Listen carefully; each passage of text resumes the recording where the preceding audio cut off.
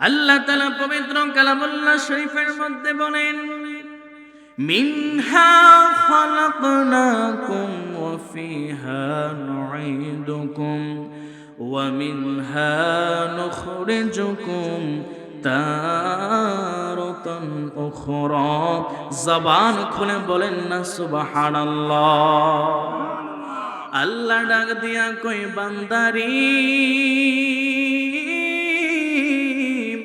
ও আমার বান্দারা, আমি আল্লাহ তোমাদেরকে মাটি থেকে সৃষ্টি করেছি, আবার তোমাদেরকে এই মাটির সঙ্গে আমি মিশিয়ে দেব। আবার কাল বিচার দিবসে তোমাদেরকে আমি এই মাটি থেকে আবার উত্তোলন করব। এই জন্য বাজানা রে, আজকে দুনিয়াতে আমি আছি, কালকে নাও থাকতে পারি।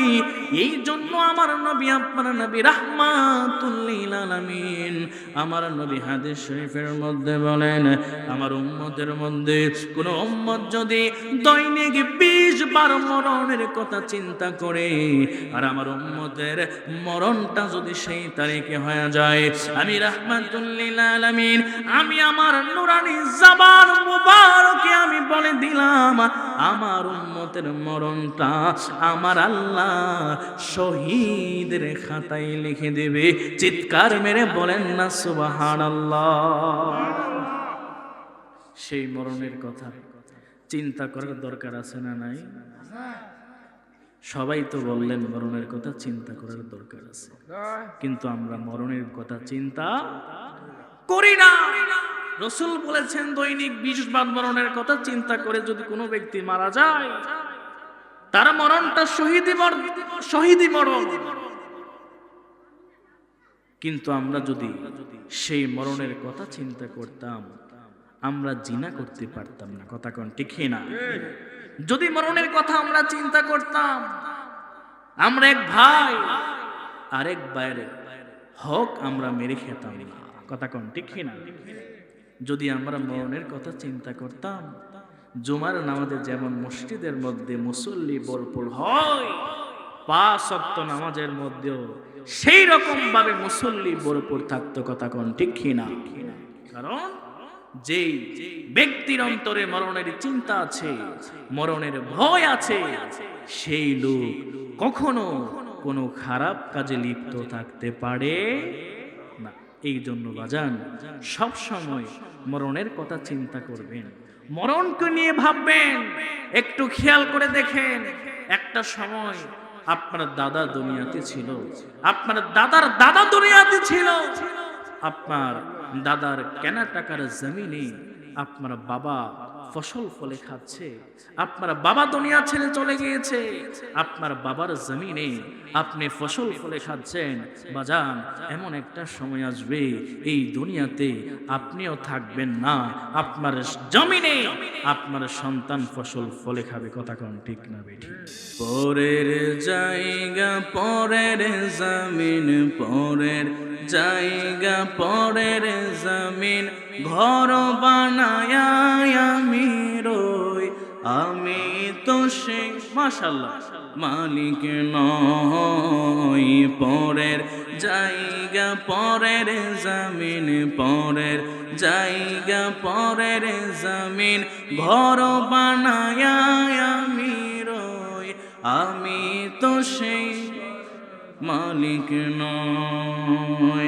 নই নই রে, আমি তো সেই ঘরের নয়। ও সেই গরখানা যার জমিদারি, আমি পাই না তাহার হুকুম জারি। ও সেই গরখানা যার জমিদারি, আমি পাই না তাহার হুকুম জারি। আমি পাই না জমিদারের দেখা, আমি পাই না জমিদারের দেখা, মনের দুঃখ কারে কই, আমি তো সেই নয় পরের জায়গা পরের জমিন পরের জায়গা পরের জমিন ঘর বানায় আমি রই আমি তো সেই মালিক নই লা ইলাহা ভালো লাগে লা ইলাহা মোহব্বত লা ইলাহা এক সাথে লা ইলাহা লা পড়ি লা ইলাহা ইল্লাল্লাহ জোড়ে লা ইলাহা ও লা ইলাহা ইল্লাল্লাহ লা ইলাহা ইল্লাল্লাহ লা ইলাহা লা হাইরে নামাজ রোজা সাইরনা তোমার মা বাবার খেদমত ভইল না হাইরে নামাজ রোজা সাইরনা তোমার মা বাবার খেদমত ভইল না আমার নবীর দরদ বসাইর না আমার নবীর দরদ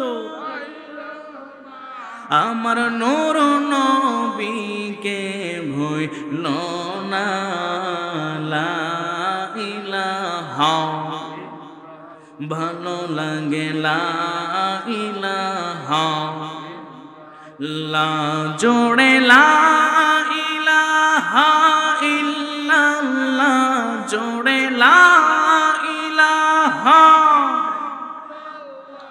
ও লা ইলাহা ইল্লাল্লাহ লা ইলাহা ইল্লাল্লাহ লা ইলাহা লা হাইরে বহদো রে মদিনা আমরা কেমনে যাব জানি না হাইরে বহদো রে মদিনা আমরা কেমনে যাব জানি না হাইরে দয়াল আল্লাহ দয়া করে দয়াল আল্লাহ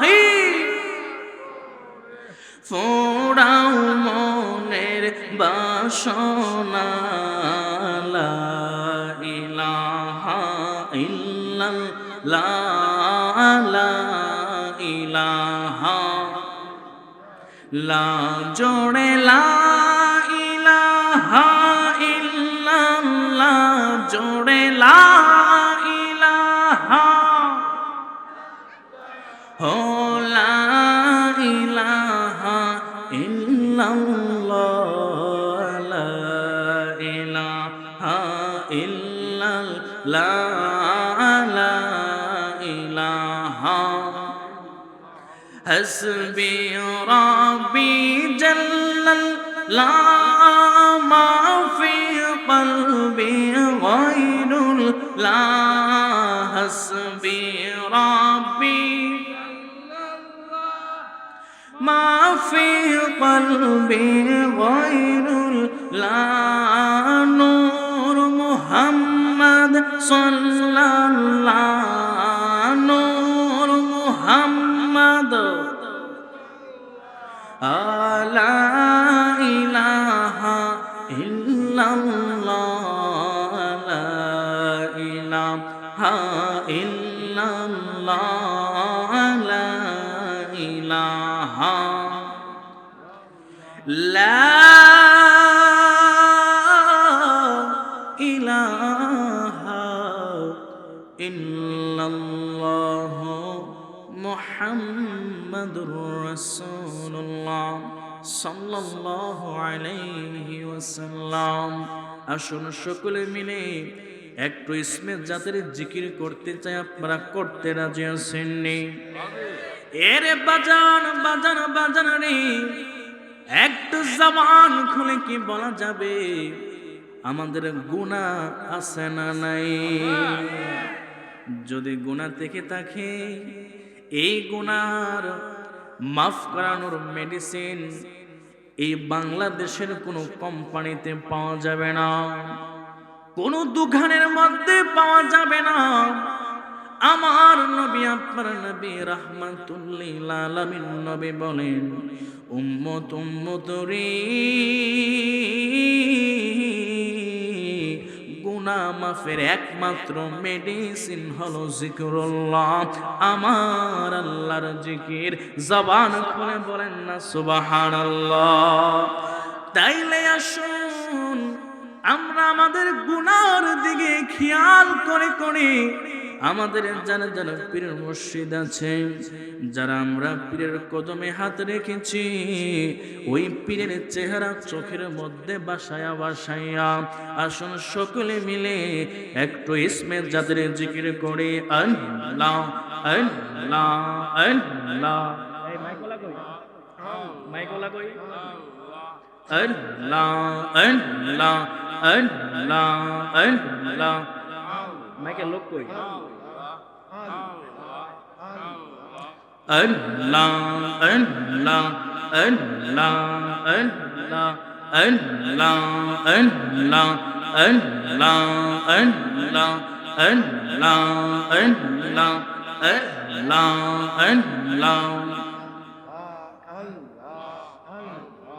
Allah, Allah, Allah, Allah, Allah, Allah, Allah, Allah. Amar doyal Nabi bine go apon bolote keu to nai jogate marhaba Allah, Allah. আমি ববে দেখি সব বিদেশি, ববে দেখি সব বিদেশি, মিশা মায়ার সংসারে আপন বলতে কেউ তো নাই জগতে মারহাবা আল্লাহ আল্লাহ আল্লাহ। ওরে যারা তোমার অতি গয়াপন,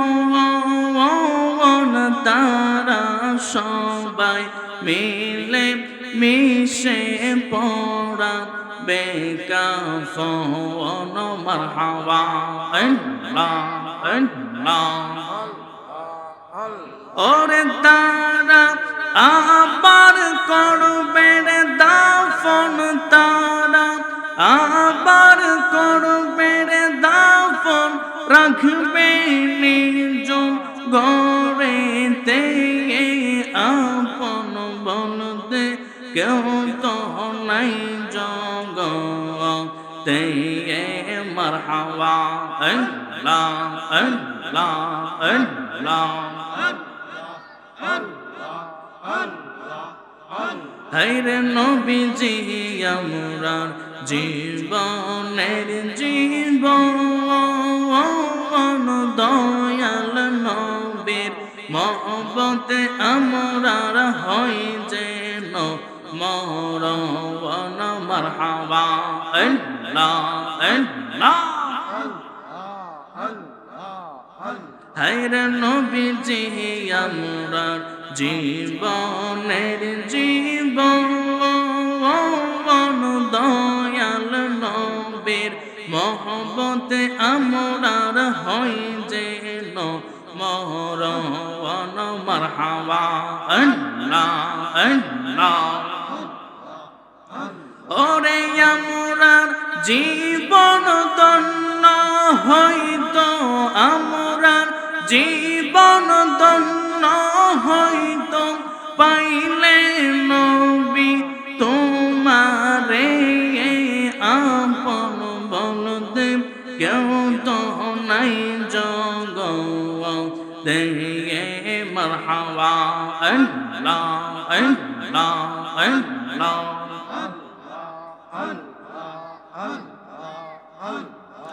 ऐ मोहम्मद कमली वाला ऐ रे या मरबूके आय मरहबा अल्लाह अल्लाह हैरे डाके तुम्हार आशिकेरा डाके तुम्हार प्रेमिकेरा शांति दाও मोर কলিজায় মোহাম্মদ মদিনা ওয়ালা আয় রে আমার বুকে আয় মারহাবা আল্লাহ ফকির দরবেশ বাদশাহ ওলি তুলি দেশে ফুলের কলি ফকির দরবেশ বাদশাহ ওলি তুলি দেশে ফুলের কলি কান্দে নিয়া বিকার জলি কান্দে বিকে রতলায় মোহাম্মদ মদিনা ওয়ালা আয় রে আমার বুকে আয় মারহাবা আল্লাহ আল্লাহ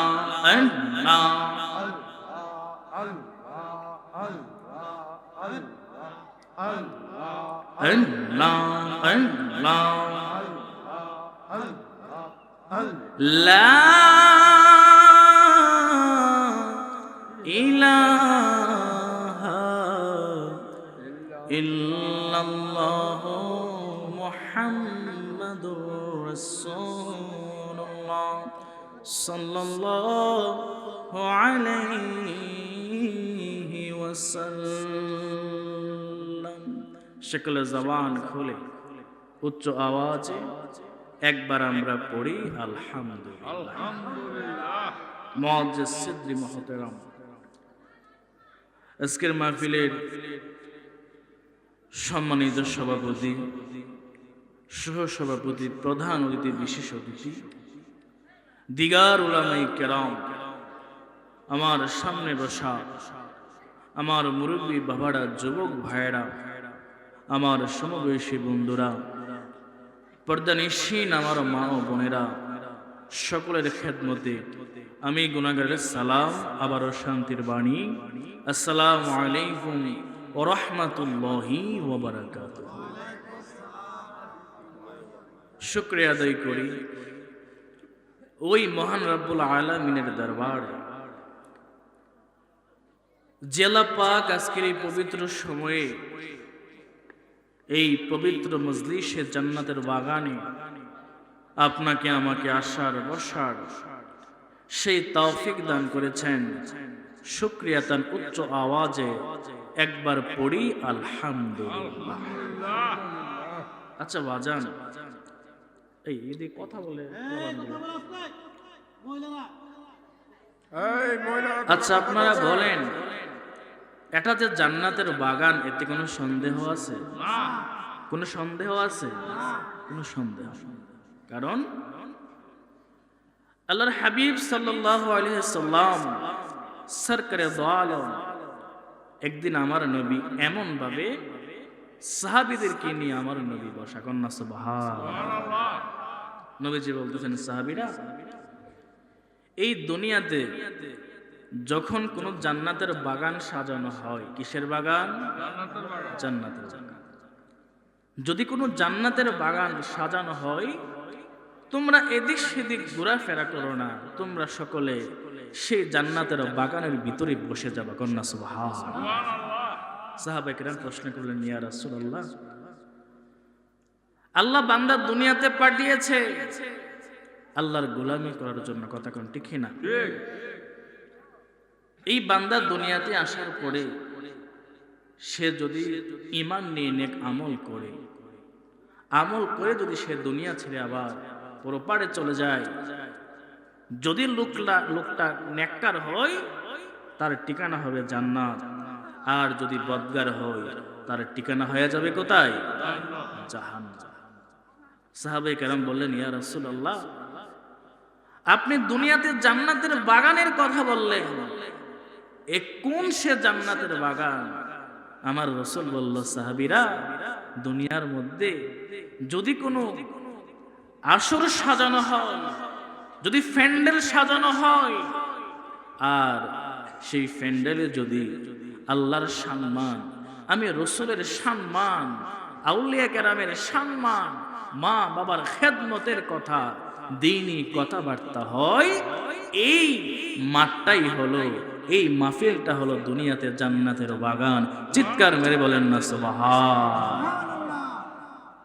এরপর রাসূল আবার বলতেছেন, সাহাবীরা, শুধু জান্নাতের বাগানে বসে থাকলে চলবে না, সেই জান্নাতের বাগানের যে ফল মূল আছে সেইগুলো তোমরা বক্ষণ করিও। কন্যা সুবহানাল্লাহ।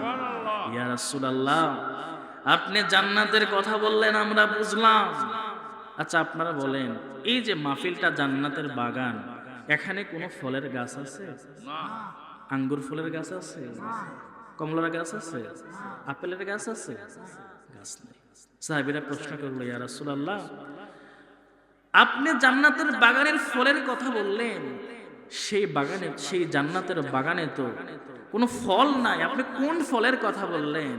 আমার রাসূল বললেন, সাহাবীরা, তোমরা জান্নাতের বাগানে বসে তোমরা যে মাঝে মধ্যে সুবহানাল্লাহ বলো, মাঝে মধ্যে যে তোমরা আলহামদুলিল্লাহ বলো, মাঝে মধ্যে যে তোমরা আল্লাহু আকবার ধ্বনি দাও, মাঝে মধ্যে যে তোমরা ইয়া রাসূলুল্লাহর ধ্বনি দাও, এইগুলাই হলো জান্নাতের বাগানের ফল। চিৎকার মেরে বলেন না সুবহানাল্লাহ।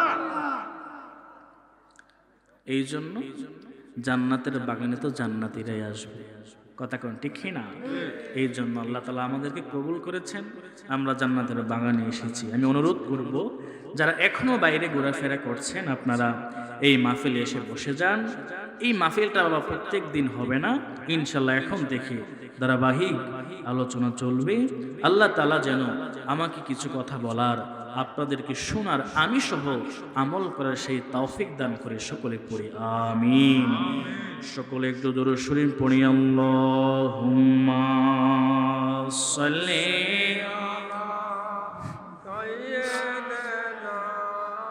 মাওলানা মুহাম্মদ ওয়া আলা আলি সাইয়্যিদিনা।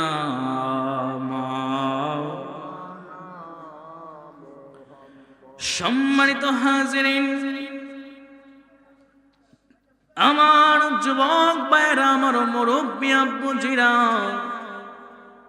আপনারা একটু জবান খুলে বলেন, এই যে আমরা জান্নাতের বাগানের ভিতরে এসে আমরা বসে পড়লাম, অল্প কিছুক্ষণ সময় আগে আমি জান্নাতের বাগানে বসার ফজিলত আপনাদের সামনে বললাম।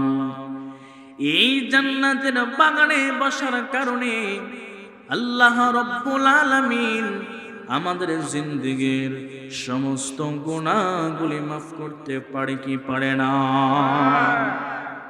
এই জন্য বাজান রে, যারা এখনো বাইরে ঘোরাফেরা করছেন, আমি তাফাজ্জুল মুস্তাফা ছোট মানুষ, কিন্তু আমি খোদার কসম করে বলতে পারি, আল্লাহ তাআলা বান্দা সৃষ্টি করেছেন একমাত্র আল্লাহর গোলামি করার জন্য। কথা বলেন ঠিক না?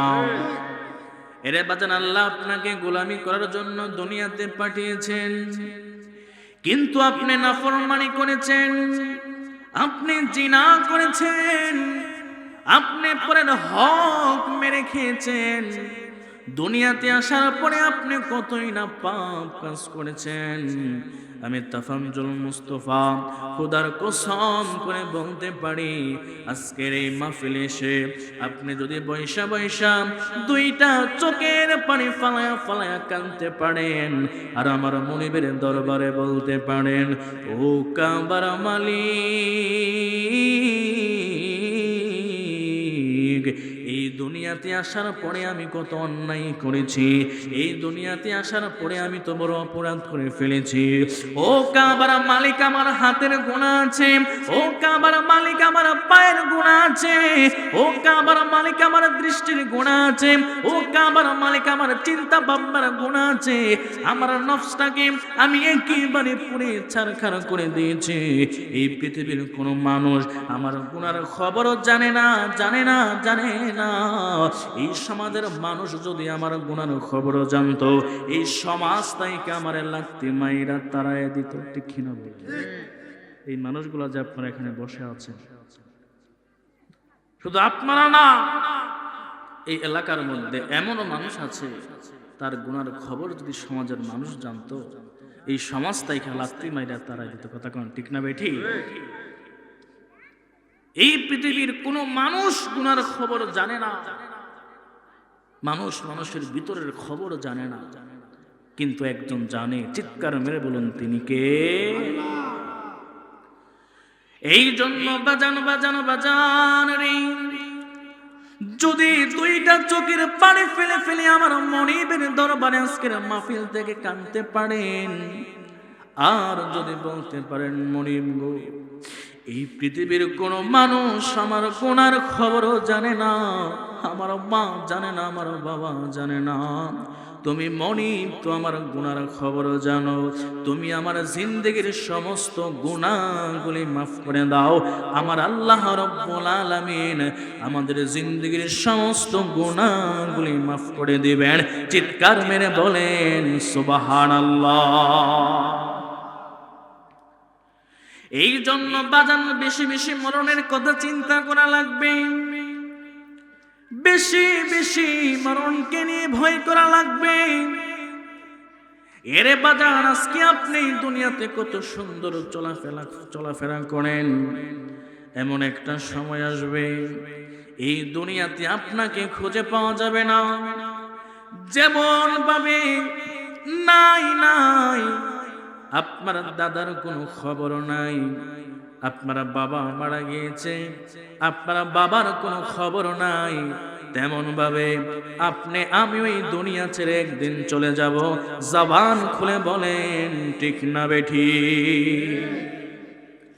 আল্লাহ তাআলা পবিত্র কালামুল্লাহ শরীফের মধ্যে বলেন, মিনহা খালাকনাকুম ওয়া ফিহা নুঈদুকুম ওয়া মিনহা নুখরিজুকুম তারাতান উখরা।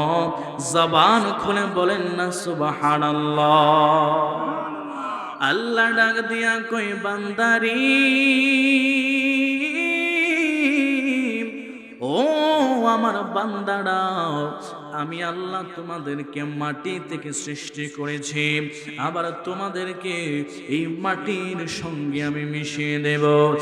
আবার কাল বিচার দিবসে তোমাদেরকে আমি এই মাটি থেকে আবার উত্তোলন করব। এই জন্য বাজানা বাজানা বাজানা রে, আজকে দুনিয়াতে আমি আছি, কালকে নাও থাকতে পারি। এই জন্য আমার নবী, আপনার নবী রাহমাতুল লিল আলামিন, আমার নবী হাদিস শরীফের মধ্যে বলেন, আমার উম্মতের মধ্যে কোন উম্মত যদি দৈনিক 20 বার মরণের কথা চিন্তা করে, আর আমার উম্মতের মরণটা যদি সেই তারিখে হয়ে যায়, আমি রাহমাতুল লিল আলামিন, আমি আমার নুরানি জবান মুবারকে আমি বলে দিলাম, আমার উম্মতের মরণটা আমার আল্লাহ শহীদের খাতায় লিখে দেবে। চিৎকার মেরে বলেন না সুবহানাল্লাহ। সেই মরণের কথা চিন্তা করার দরকার আছে না নাই? সবাই তো বললেন মরণের কথা চিন্তা করার দরকার আছে, কিন্তু আমরা মরণের কথা চিন্তা করি না। রাসূল বলেছেন, দৈনিক 20 বার মরণের কথা চিন্তা করে যদি কোনো ব্যক্তি মারা যায়, তার মরণটা শহীদি মরণ। কিন্তু আমরা যদি সেই মরণের কথা চিন্তা করতাম, আমরা জিনা করতে পারতাম না। কথা কোন ঠিক না? যদি মরণের কথা আমরা চিন্তা করতাম, আমরা এক ভাই আরেক ভাইয়ের হক আমরা মেরে খেতাম না। কথা কোন ঠিক না? যদি আমরা মরণের কথা চিন্তা করতাম, জুমার নামাজে যেমন মসজিদের মধ্যে মুসল্লি ভরপুর হয়, 5 ওয়াক্ত নামাজের মধ্যেও সেই রকম ভাবে মুসল্লি ভরপুর থাকতো। কথা কোন ঠিক কিনা? কারণ যেই ব্যক্তির অন্তরে মরণের চিন্তা আছে, মরণের ভয় আছে, সেই লোক কখনো কোনো খারাপ কাজে লিপ্ত থাকতে পারে না। এই জন্য বাজান, সব সময় মরণের কথা চিন্তা করবেন, মরণকে নিয়ে ভাববেন। একটু খেয়াল করে দেখেন, একটা সময় আপনার দাদা দুনিয়াতে ছিল, আপনার দাদার দাদা দুনিয়াতে ছিল, আপনার দাদার কেনা টাকার জমিনে আপনার বাবা ফসল ফলে খাচ্ছে, আপনার বাবা দুনিয়া ছেড়ে চলে গিয়েছে, আপনার বাবার জমিনে আপনি ফসল ফলে খাচ্ছেন। বাজান, এমন একটা সময় আসবে এই দুনিয়াতে আপনিও থাকবেন না, আপনার জমিনে আপনার সন্তান ফসল ফলে খাবে। কথা কোন ঠিক না বেঠি? হযরত সুলাইমান পয়গম্বর, আমি একটু কথা বলতেছি, খারাপ লাগতেছে না আপনাদের? হযরত সুলাইমান পয়গম্বর তিনি একদিন তার উম্মতদেরকে ডাকলেন, বলতেছেন, আমার উম্মতের দলেরা, আমি তোমাদেরকে একটা ওসিয়ত করে যাই। আমি সুলাইমান পয়গম্বর যেদিন মারা যাব, আমার প্রাণ পাখিটা যেদিন এখান থেকে বের হয়ে চলে যাবে, তোমরা একটা কাজ করবা। তোমরা তো আমারে গরম পানি দিয়ে গোসল করাইবা, তোমরা তো আমারে কাফনের কাপড় পরাইবা, তবে তোমাদের কাছে আমার একটা ওসিয়ত, তোমরা আমার যেই 2টা হাত তোমরা দেখতেছো, এই 2টা হাত তোমরা কাফনের কাপড়ের ভিতরে রাখো না, আমার 2টা হাত তোমরা কাফনের কাপড় দেখো। তখন সুলাইমান পয়গম্বরের উম্মতরা বলতেছেন, হে আল্লাহর নবী, আল্লাহ আপনাকে এত ক্ষমতা দিয়েছেন, আল্লাহ আপনাকে এত পাওয়ার দিয়েছেন, আপনার একটা সিংহাসন আছে, আপনি যেখানে বলেন চোখের পলকে সেই সিংহাসন আপনাকে সেখান থেকে ঘুরিয়ে নিয়ে আসে। আল্লাহ আপনাকে এত পাওয়ার দান করেছেন, আপনি বাতাসের বাসা বুঝেন। আল্লাহ আপনাকে এত পাওয়ার দান করেছেন, আপনি পশু পাখির বাসা বুঝেন। সুলাইমান পয়গম্বর, আল্লাহ তাকে এমন ক্ষমতা দান করেছেন, যিনি পিঁপড়ার বাসা বুঝতেন। কন্যা সুবহানাল্লাহ।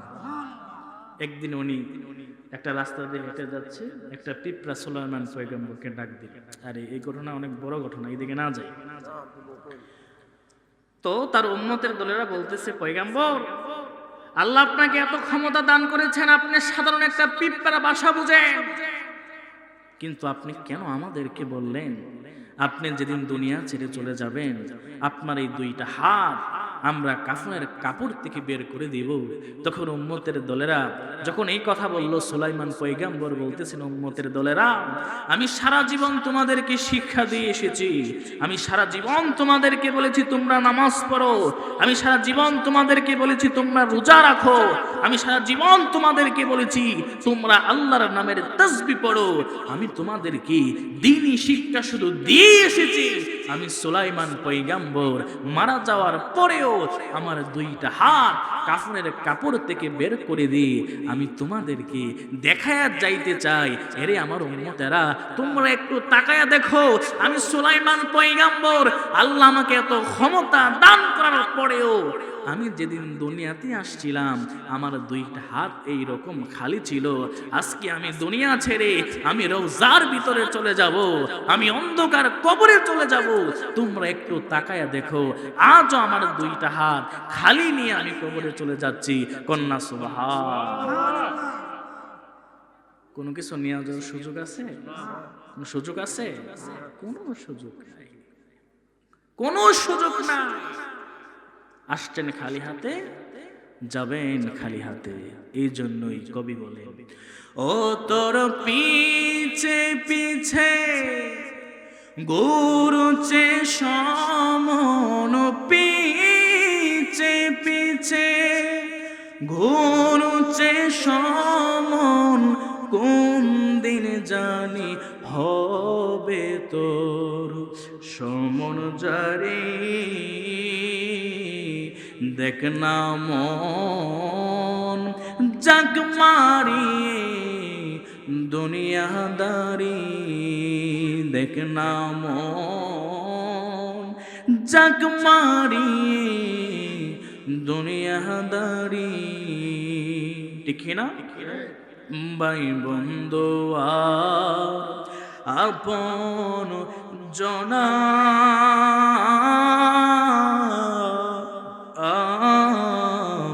সঙ্গে তোমার কেউ যাবে না, ঠিক না বলেন?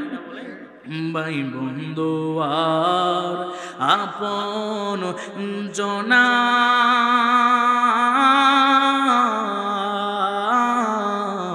সঙ্গে তোমার কেউ যাবে না। ও তুমি আইসো একা যাইবা একা, আইসো একা যাইবা একা সঙ্গে তোমার কেউ যাবে না। দেখ না মন জাগ মারিয়ে দুনিয়াদারি, ও তোর পিছে পিছে ঘুরছে সমন, পিছে পিছে ঘুরছে সমন, কোন দিন জানি হবে তোর সমন জারি। দেখ না মন জাগ মারিয়ে দুনিয়াদারি, দেখ না মন জাগ মারিয়ে দুনিয়া। একটা জবান বন্ধ রাখবেন না, একটা জবান খুলে কি বলা যাবে আল্লাহু আকবার। আমার যুবক ভাইরা ও আমার মুরব্বী আব্বুজিরা, আসুন আমরা একটু সামনের দিকে যাই। আমার নবী আপনার নবী রাহমাতুল লিল আলামিন, আমার নবী একদিন আমার নবীর বিবি যার নাম হলো আমাদের মা আম্মাদান আয়েশা সিদ্দিকা রাদিয়াল্লাহু তাআলা আনহুমা, আমার নবীর বিবি আমার নবী একদিন আম্মাদান আয়েশার হুজরার ভিতরে ঢুকলো। নবী আমার ডাক দিয়া কয়, আয়েশা রে, ও আয়েশা, আমি নবী অনেক ক্লান্ত, আমি নবীর একটু বিশ্রাম করার দরকার আছে। তখন আম্মাদান আয়েশা ডাক দিয়া কয়, ইয়া রাসূলুল্লাহ, নবী গো, ও মায়ার নবী, দয়ার নবী রাহমাতুল লিল আলামিন, নেন নেন নেন গো নবী, আমি আমার উরুটা বিছায়া দিলাম, আমার উরুর মধ্যে আপনি মাথা টেকাইয়া আপনি নবী একটু বিশ্রাম করেন। এবার আম্মাজান আয়েশার উরুর মধ্যে আমার নবী মাথা লাগাইয়া বিশ্রাম করতেছে, আর আম্মাজান আয়েশার মুখের মধ্যে বড় হাসি, নবীর খেদমত করতে পারতেছে। আমার নবীর মাথার চুল গুলা তিনি হাতাইতেছে, আমার নবীর মুখের দাড়ি গুলা তিনি হাতাইতেছে। হাতাইতে হাতাইতে হাতাইতে একটা নয়, দুইটা নয়, তিনটা নয়, আমার নবীর 19টা দাড়ি মুবারক আম্মাজান আয়েশা পাকা পাইছে। চিৎকার মেরে বলেন না আল্লাহু আকবার। বন্ধুরে আমার, যেই মাত্র আমার নবীর 19টা দাড়ি মোবারক তিনি পাকা পাইল, আম্মাজান আয়েশা অজান্তে তিনি চোখের পানি ফালায়া ফালায়া কাঁদতে লাগলো। কাঁদতে কাঁদতে কাঁদতে কাঁদতে আম্মাজান আয়েশার চোখের পানির এক ফোঁটা পানি আমার নবীর চেহারা মোবারকের মধ্যে যায় পড়লো। আমার নবীর ঘুমটা ভেঙে গেল। এরে আমার যুবক ভাইরা, হেরে আমার মুরব্বী আব্বুজিরা, আপনারা জবান খুলে বলেন, যদিও আমার নবী ঘুমায়, কিন্তু আমার নবী সবকিছু দেখার এবং জানার ক্ষমতা আছে না নাই? আরেকটা জবান খুলে বলুন, আছে না নাই? এবার আমার নবীর ঘুমটা ভাঙে ভাঙ্গা গেল রে। এবার নবী আমার ডাক দিয়া কয় আয়েশা, আমি তোমার হুজরার ভিতরে আসলাম, তোমার চেহারার মধ্যে আমি হাসি দেখলাম, তোমার চেহারার মধ্যে কত সুন্দর হাসি আমি নবী দেখলাম, কিন্তু তুমি এখন কেন চোখের পানি ফালায়া ফালায়া কান্দো? ও আয়েশা, তোমার মনের মধ্যে কি এমন ব্যথা, তোমার মনের মধ্যে কি এমন জ্বালা? এবার আম্মা জান আয়েশা ডাক দিয়া কই, নবী গো, আমার মনে অন্য কোনো দুঃখ নাই, আমার মনে অন্য কোনো জ্বালা নাই। ইয়া রাসূলুল্লাহ, নবী নবী নবী গো, আমি কেন চোখের পানি ফালা কান্দি নবী আপনি জানেননি? আপনি একটু আমার হাতের মধ্যে তাকায়া দেখেন গো নবী, আমি আপনার দাড়িগুলা হাতাইতেছি, আমি আপনার মাথার চুলগুলা আমি হাতাইতেছি। নবী গো আমার হাতাইতে হাতাইতে একটা নয়, দুইটা নয়, তিনটা নয়, আপনার 19টা দাড়ি মোবারক আমি পাকা পাইছি। নবী আমার ডাক দিয়া কয়, আয়েশা, মাথার চুল পাকতে পারে, মুখের দাড়ি পাকতে পারে, তাইলে তুমি কেন চোখের পানি ফালায় এমন ভাবে কান্দো? এবার আম্মা জান আয়েশা ডাক দিয়া কই, নবী গো, ও মায়ার নবী, আপনি তো আমার একদিন বলছিলেন আয়েশা, মানুষের মুখের দাড়িগুলা যখন পাকতে শুরু করে, মাথার চুলগুলা যখন একটা একটা করে পাকতে শুরু করে, এরে আয়েশা তুমি মনে করবা ওই মানুষটারে ওই মরণে সিগন্যাল দিতেছে। চিৎকার মেরে বলেন না সুবহানাল্লাহ। এখানে অনেকগুলা মানুষ আছেন, অনেকের কালো দাড়িগুলো পেকে গেছে, কথা কোন ঠিক না বেঠি? অনেকের মাথার চুলগুলো পেকে গেছে। নবীজির হাদিস, নবী বললেন, রে আমার উম্মত, যখন তোমরা দেখবা মানুষের মাথার চুল মুখের দাড়ি একের পর এক পাকতে শুরু করে দেই, তোমরা মনে করবা সেই লোকটাকে মরণে সিগন্যাল দিতেছে। চিৎকার মেরে বলেন না আল্লাহু আকবার। এর বাজানো বাজানো বাজান রে। এবার আম্মা জান আয়েশা ডাক দিয়া কই, ইয়া রাসূলুল্লাহ, নবী গো, আমি অন্য কোনো কারণে কান্দি না গো নবী, আমি কান্দি আমার জানের জান, আমার প্রাণের প্রাণ, আমার রাহমাতুল লিল আলামিন, আমার নবী না জানি কোন দিন আমাকে ছেড়ে চলে যায়। এবার আম্মা জান আয়েশা ডাক দিয়া কই, ইয়া রাসূলুল্লাহ, নবী গো, আমি আপনার নবীর কাছে জানতে চাই, একটু আমারে বলেন না, একটা মানুষ যখন মারা যায়, ওই মানুষটা মারা যাওয়ার পরে ওই মানুষটার সবচাইতে কষ্টের সময় কোনটা? এবার নবী আমার ডাক দিয়া কই, রে আয়েশা, একটা মানুষের সবচাইতে কষ্টের সময় হলো যখন মালাকুল মাউত আজরাইল ওই মানুষটার কাছে আসে।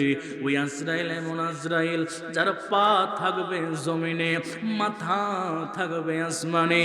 ওই আজরাইল যেদিন একটা মানুষের সামনে যায়, আজরাইলের চেহারা দেখার পরে শরীরের রগগুলা টাস টাস করে ছিঁড়ে যায়, হাড়ের জোড়াগুলো ছুটে যায়, শরীরের রক্তগুলা পানি পানি হয়ে যায়। নবী আমার ডাক দিয়া কয়, সারি ওই আজরাইল যেদিন তাফা মারবো, 7 সমুদ্র 13 নদীর পানি যদিও কণ্ঠের মধ্যে ঢেলে দেওয়া হয়, এক ফোঁটা পানি কণ্ঠের নিচে নামবে না, তার তৃষ্ণা মিটবে না। ওই সময়টা হলো সবচাইতে কষ্টের সময়। আম্মা জান আয়েশা ডাক দিয়া কই, ইয়া রাসূলুল্লাহ, নবী গো, একটা মানুষ মারা যাওয়ার পরে সবচাইতে কষ্টের সময়টা কোন সময়টা? ওই যখন তার আত্মীয় স্বজনেরা যখন তার চতুর্দিক দিয়া ঘোরাঘুরি করে, তখন একটা ফেরেশতা তাকে প্রশ্ন করে, এরে আল্লাহর বান্দা,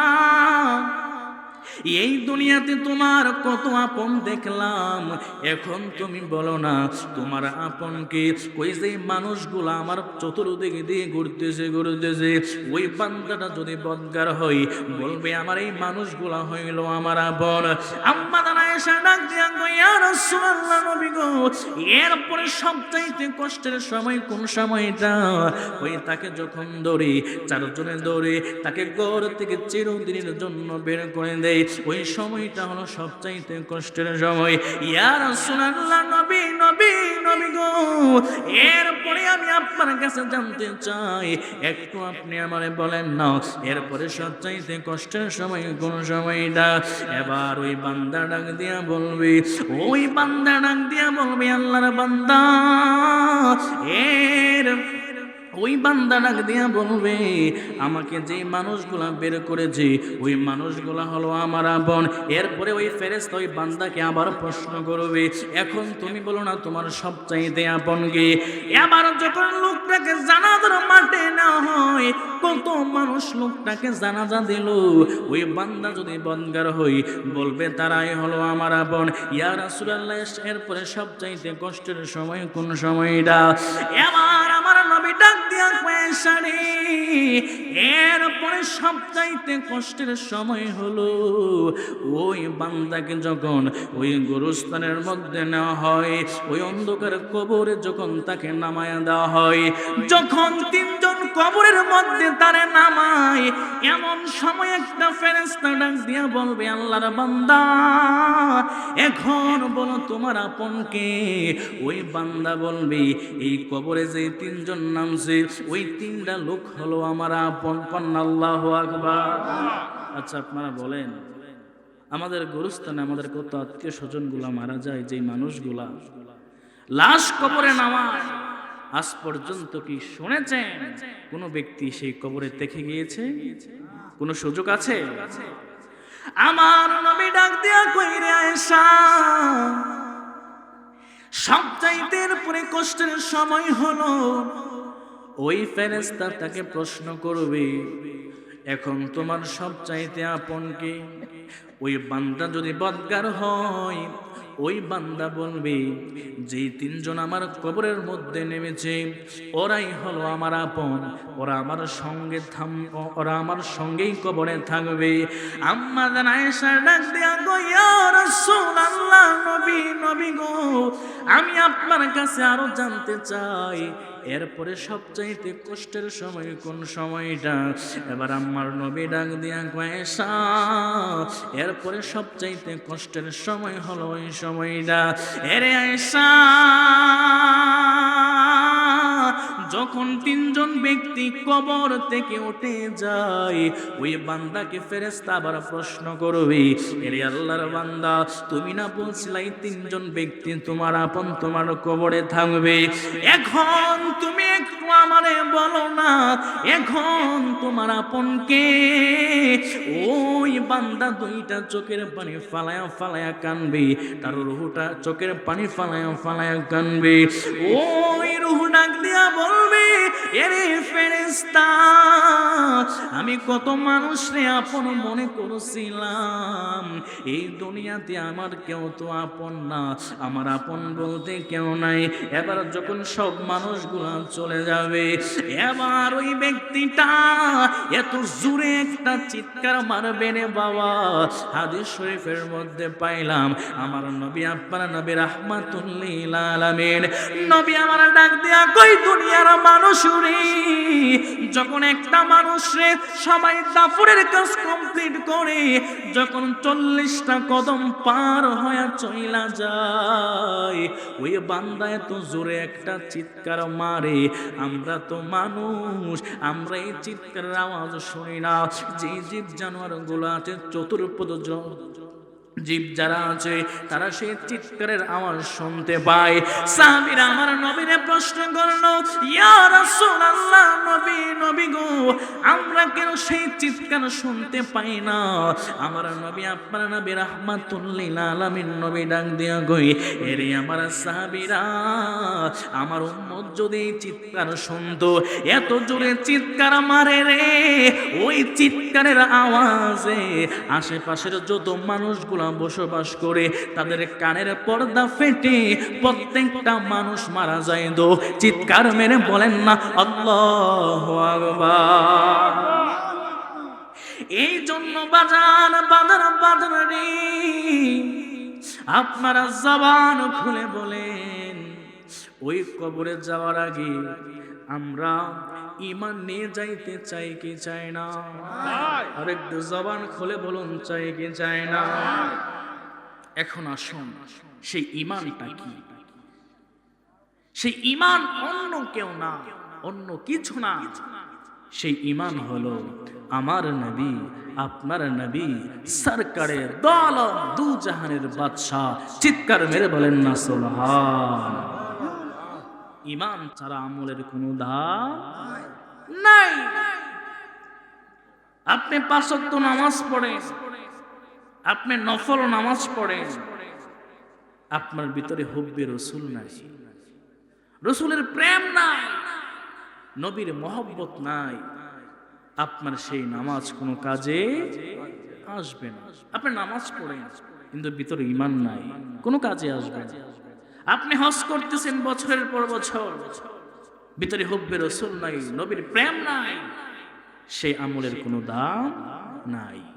আমল শর্ত, আমল কবুল হওয়া প্রথম যে শর্ত, সেই শর্ত হলো প্রত্যেকটা বান্দার কলবে হুব্বে রাসূল থাকতে হবে, রাসূলের মহব্বত থাকতে হবে, ভিতরে ঈমান থাকতে হবে। কথা বলেন ঠিক না বেঠিক? সেই ঈমান নিয়ে আমরা কবরে যাইতে চাই কি চাই না? কারা কারা যেতে চাই একটু দুইটা হাত তুলে দেখানো যাবে? নারে তাকবীর, নারে রিসালাত, নারে গাউসিয়া, আহলে সুন্নাত ওয়াল জামাত। আল্লাহ আমাদেরকে কবুল করুক, পড়ি আমিন। সালাতুন ইয়া রাসূলাল্লাহ, সালামুন ইয়া হাবিবাল্লাহ, আলাইকুম সালাতুন ইয়া রাসূলাল্লাহ, আলাইকুম সালামুন ইয়া হাবিব। जल अगर हो या इमामुल मुरसलीन, जल अगर हो रहमतन लिल आलमीन, सलातुन या रसूलल्लाह, सलामुन या हबीबल्लाह, अलैकुम सलातुन या रसूलल्लाह, अलैकुम सलाम। मुहम्मद मुस्तफा जाने खुदा को, खुदा जाने मुहम्मद मुस्तफा को, सलातुन या रसूलल्लाह, सलामुन या हबीबल्लाह, अलैकुम सलातुन या रसूलल्लाह, सलामुन या हबीबल्लाह। একটা জবানও বন্ধ রাখবেন না, একটা জবান খুলে বলেন না ইয়া রাসূলুল্লাহ।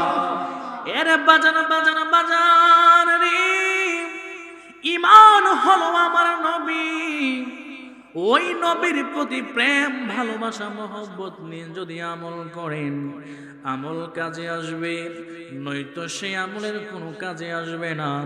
এই জন্য বাজান, ওই নবীর প্রতি আমাদের কি পরিমাণ প্রেম ভালোবাসা মহব্বত আমাদের অন্তরে রাখা লাগবে। এরে বাজান বাজান বাজান রে, আমার নবী আপনার নবী রাহমাতুল লিল আলামিন, আমার নবীকে কাফেররা কত কষ্ট দিল, আমার নবীর ইহুদিরা কত কষ্ট দিল, আমার নবীরে তারা কত যন্ত্রণা দিল। আল্লাহর হাবিব রাহমাতুল লিল আলামিন আমাদের জন্য কত রহমত। আমার নবী কারোর জন্য কোনোদিন কোনো বদদোয়া করে নাই। এর বাজার আমার নবী, আপনার নবী রাহমাতুল লিল আলামিন, একদিন আমার নবী ওই কাবা ঘরের সামনে আমার নবী নামাজ পড়তেছে, একটা ইহুদি আইসা সে উটের পচা নারী বুড়িগুলা একটা ভুলের মধ্যে নিয়া আমার নবী যেই মাত্র সেজদার ভিতরে ঢুইকা গেল, আমার নবী যেই মাত্র সেজদার মধ্যে গেল, ওই দুষ্ট একটা লোক আমার নবীর গানের মধ্যে উটের পচা নারী বুড়িগুলা চাপায়া দিছে। আমার নবী গার নিয়ে উঠতে পারে না। এমন সময় আমার নবীর মেয়ে, যার নাম হলো মা ফাতেমা, আমার নবীরে খুঁজতে কাবা ঘরের সামনে আসলো। এবার মা ফাতেমা তাকায়া দেখে আমার নবী সাজদার মধ্যে পড়ে আছে, আর আমার নবীর গার মুবারকের মধ্যে ওই বেঈমানের দলেরা উটের পচা নারী বুড়িগুলা চাপায়া দিয়েছে। এবার মা ফাতেমা এইগুলা নিজ হাত দিয়া পরিষ্কার করলো, আর চোখের পানি ফালায়া কান্দে, আর চোখের পানি ফালায়া কান্দে। এবার মা ফাতেমা ডাক দিয়া কই, বাবা, ও বাবা, আপনি তো রাহমাতুল লিল আলামিন, আপনি যদি তাদের জন্য বদদোয়া করেন আল্লাহ তো তাদেরকে ধ্বংস করে দেবে। আমি এবার মা ফাতেমা যখন এই কথা বলল, এবার আমার নবী ডাক দিয়া কই, ফাতেমা,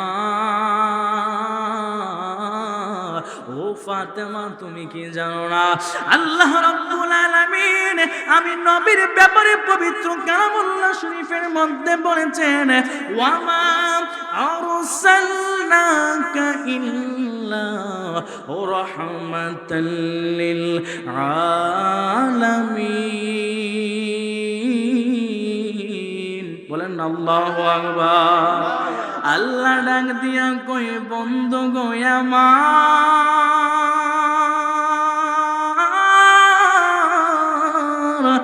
ও হাবিব আমার, দোস্ত আমার, আমি আল্লাহ আপনার এই দুনিয়াতে পাঠাই নাই। আল্লাহর পরে আবার ডাক দিয়া কই, হাবিব, আমি আপনার এই দুনিয়াতে পাঠাইছি হাবিব, আমি আপনারে অন্য নবীদের মতো পাঠাই নাই, আপনার নবীরে আমি পাঠাইছি। আপনার নবী হলেন দু জাহানের জন্য রহমত। চিৎকার মেরে বলেন না সুবহানাল্লাহ। নবী আমার ডাক দিয়া কই, ফাতেমা, ও ফাতেমা রে, আমি নবীও জানি আমি যদি বদদোয়া করি তাদেরকে আল্লাহ ধ্বংস করে দিবে, কিন্তু আল্লাহ তো আমারে কইছে আমি এই জগতের জন্য রহমত, আমি ওই জগতের জন্য রহমত। এরে ফাতেমা, আমি শুধু মুসলমানদের নবী না, আমি ইহুদিদেরও নবী, আমি হিন্দুদের জন্য রহমত, আমি বুদ্ধদের জন্য রহমত। শুধু তাই নয়, আমার পূর্বে আল্লাহ যত নবীর এই দুনিয়াতে পাঠাইছে রে, আমি নবী সকল নবীর উম্মতদের জন্য রহমত। আমি তাদের জন্য বদদোয়া করতে পারি না, তবে আমি নবী সব সময় তাদের জন্য একটা দোয়া করি, আমার আল্লাহ যেন তাদেরকে হেদায়েত দান করে। জবান খুলে বলেন না সুবহানাল্লাহ। এরে বাজান রে, আমার নবী আপনার নবীর সম্মান আল্লাহ কেমন বানিয়ে দিয়েছেন। ওই আবু জাহেল বেঈমানে আমার নবীর কত কষ্ট দিল। উমরে ফারুক যেই মাত্র ইসলামের ছায়া তলে আসলো, সুবহানাল্লাহ বলেন, হযরত উমর ডাক দিয়া কই, নবী গো আমার, এতদিন আপনি গোপনে গোপনে ইসলাম প্রচার করেছেন, আমি ওমর আপনার নবীর ছায়া তলে এসেছি গো নবী। আমি আসছিলাম আপনার নবীর গর্দান কাটবো, কিন্তু আমি ওমর আপনার নবীর কদমে আমি বিক্রি হয়ে গেলাম। এই মক্কার মধ্যে মানুষগুলো আমার বড় ভয় পায়, আর আপনি গোপনে গোপনে ইসলাম প্রচার করবেন না। আমি ওমর ইসলামের ছায়া তুলে এসেছি গো নবী। এখন থেকে গোপনে গোপনে ইসলাম প্রচার হবে না, এখন থেকে প্রকাশ্যে প্রকাশ্যে আপনি নবী ইসলাম ধর্ম প্রচার করবেন। জবান খুলে বলেন না সুবহানাল্লাহ। এবার আমার নবী যখন প্রকাশ্যে ইসলাম প্রচার শুরু করে দিল, আবু জাহেলের কাছে তার সঙ্গ পাঙ্গরা গিয়ে বলতেছে, আবু জাহেল, তোমার বাতিজা এতদিন গোপনে গোপনে ইসলাম প্রচার করছে, তোমার বাতিজা তো এখন প্রকাশ্যে ইসলাম প্রচার করতেছে। এরে আবু জাহেল, তোমার বাতিজা এত বড় জাদুঘর, নাউজুবিল্লাহ কন, তোমার বাতিজা এত বড় জাদুঘর। উমর গেছিল তার গর্দান কাটার জন্য, কিন্তু উমর তো ইসলাম ধর্ম গ্রহণ করে ফেলেছে। তোমার বাতিজা এখন প্রকাশ্যে ইসলাম প্রচার করতেছে, কন্যা সুবহান। এবার সে আবু জাহেলের মাথা গরম হয়ে গেছে। এবার আবু জাহেল একটা আইন পাশ করলো, তার সঙ্গ পাঙ্গরদেরকে বলতেছে, যাও তোমরা এলহাম জারি করে দাও, তোমরা আওয়াজ জারি করে দাও, আমার বাতিজা মুহাম্মদের সঙ্গে এখন থেকে যদি কোনো ব্যক্তি কথা বলে, কোনো ব্যক্তি যদি মুসাফা করে, কোনো ব্যক্তি যদি তার সামনে যায়, আমি আবু জাহেলের আইন আমি তার গর্দান নিয়ে নেব। নাউজুবিল্লাহ কন। আল্লাহ শোনা নাই? আল্লাহ কই, আবু জাহেল, তুই আমার হাবিবের বিরুদ্ধে আইন পাশ করলি, আমার হাবিবের সঙ্গে কথা বললে তুই গর্দান নিয়ে নিবি, তুই তাকে কতল করে ফেলবি। আরে আবু জাহেল, আমি আল্লাহ একটা যুদ্ধ ঘোষণা করলাম তোর সাথে, আমি আল্লাহ সর্বপ্রথম এমন একটা পেশ লাগানো, এই পেশটা তোর ঘরের ভিতরে লাগাই দিব। কন্যা সুবহানাল্লাহ। পেশটা আল্লাহ কই লাগাইব? ঘরের ভিতরে। কই লাগাইব? ঘরের ভিতরে। ওই আবু জাহেলের একটা সন্তান ছিল, যার নাম হলো ইকরামা। নামটা কি বাবা? ইকরামা। আবু জাহেলের একটা সন্তান, সে ইকরামা কোনোদিন নবীকে দেখে না, নবীর সামনে যায় নাই। একদিন আমার নবী, আপনার নবী সরকারে দোয়ালম, আমার নবী একটা রাস্তার কিনারায় নবীর কিছু সাহাবীদেরকে নিয়ে আমার নবী বসা। এমন সময় এই রাস্তা দিয়ে ওই যে আবু জাহেলের সন্তান ইকরামা দূর থেকে দেখতেছে, নারে তাকবীর, আল্লাহু আকবার, নারে রিসালাত, ইয়া রাসূলুল্লাহ, নারে গাউসিয়া, ইয়া গাউসুল প্রভৃতির আগমন, শুভেচ্ছার স্বাগত, আল্লামা সুরফুল আলী সাহেবের আগমন, শুভেচ্ছার স্বাগত, এই মাহফিলের পক্ষ থেকে লাল গোলাপ শুভেচ্ছা। নারে তাকবীর, আল্লাহু আকবার, নারে রিসালাত, ইয়া রাসূলুল্লাহ,